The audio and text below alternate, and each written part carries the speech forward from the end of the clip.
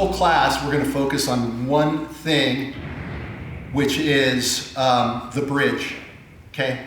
Fundamental movement in jiu-jitsu, it's considered the unstoppable movement of jiu-jitsu because no matter how big your opponent, within reason, you should be able to bridge.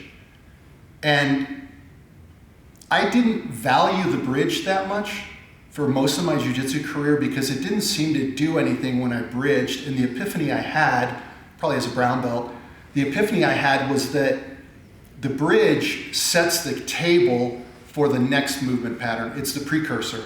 It creates space. You bridge, it creates space, and now I can do the next movement pattern. And that's when it started working for me, when I realized that it's a 1-2 punch, okay?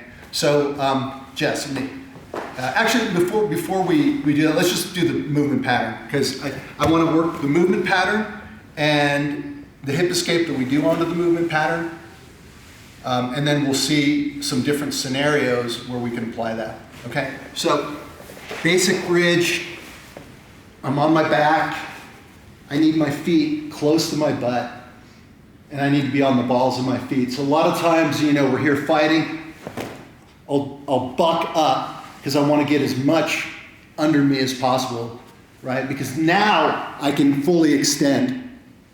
And I want to be up on my shoulder, full extension, as far as I can go, right? It almost feels a little unstable. Like if I keep bridging, I might even be able to tip myself to where I go belly down. So don't cheat it. All the way, you know, we get our toes into position, and then we're up. Now, once we're at full extension, I'm going to do an aggressive hip escape and try to create as much distance as possible. Out. It's like a plank. You can go through. Guys, it's all good. So, feet close to your butt, bridge, out. And if you can turn it into one continuous motion, it's almost like half of a figure eight. You bridge, and then you use that momentum to hip escape out. So we're here, and see that circle? I'm creating a little circle. Boom, and then we're out. Does that make sense? So let's master that movement first, and then we'll look at some scenarios where we can use that. Cool? All right, 1, 2, 3.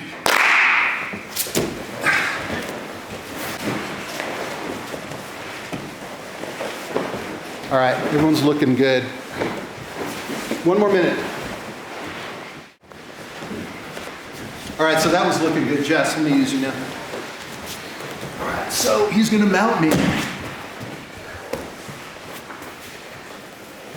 The only thing that changes is I need my hands in posture. So I'm gonna use a cross grip on his hip, reinforce, and I want my elbow on the inside.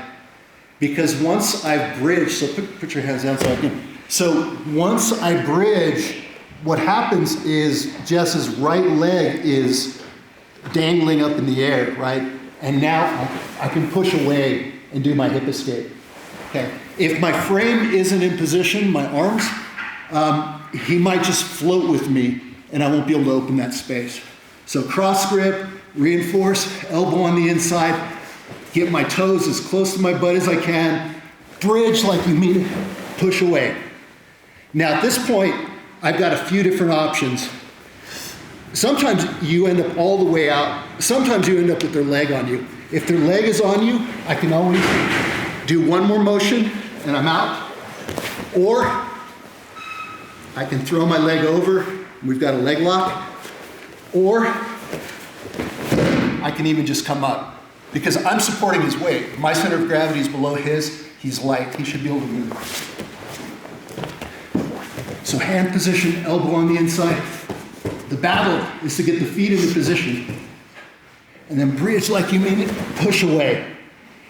Again, if this leg is on you, I can just come up, push him over. We can come in, you know, set up whatever. Or I'm here, I'm mostly out. We can do one more hip escape and come up. Does that make sense? Let's not cheat it. All right, 1, 2, 3. Figure out how to combine that. Especially straight from I can exactly the leg locks. I can move one more movement and I'm out. Okay. Okay, good. So let's look at how we can use this from a couple other scenarios. I'm not even, these aren't like necessarily even technical escapes. They're just a demonstration of how the bridge and the hip escape can really be powerful from all over the place. If you don't know what to do, how to get out, maybe there's a bridge there. So knee on belly. Oh. So I'm going to try to do the same movement pattern. So if I just, no, that's fine. You can be on me. If I just bridge, he's probably going to jump to mount or something. So I need to create a connection with my arms. Find his hips, find his knee, find something that I can attach to so that I can then do my bridge and escape and I'm out. And then, obviously there's a scramble. I need to play some open guard or do whatever I'm going to do.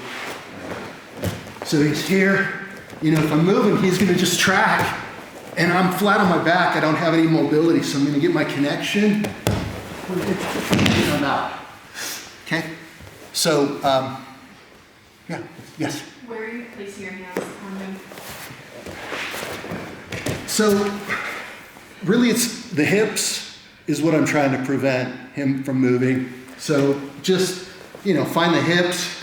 Maybe one is on the hip, one is on the knee. You just need a solid connection point with both your hands. And it's going to kind of vary a little depending on the body type that you're with. But if I can find the hips, that's great. And then we can move away. Cool. All right. 1, 2, 3.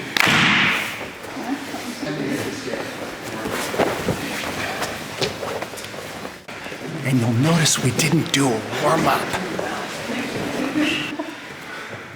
Because I just want to reinforce this. So side-to-side control. And, we do this escape all the time. We get our frames, we bridge, right? But usually what we do is try to get a knee in and then turn it into more of a proper escape. But I don't want to do that today. I just want to stick with what we've been doing, which is big bridge, big hip escape, and then pivot, get your legs in between. So he's in, I've got my frames, I'm under the neck, I'm on the hip, get your feet really connected, big bridge, move yourself away, recover. Okay, so just pivot, add the pivot. Come up, and then hip away, and then pivot. Come up, hip away, and then pivot. There we go. The first one wasn't very good. All right, 1, 2, 3.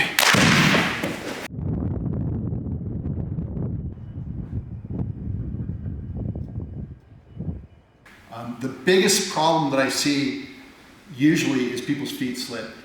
Learning to get a bite on the mat and really get traction, that's a skill, it's a technique, and it's something you'll intuitively figure out as you get better and better. And that's usually why the bridge is ineffective, the feet slip, or the hip escape is ineffective, the feet slip. Okay, so think about that while we roll. Let's do it. 1, 2, 3.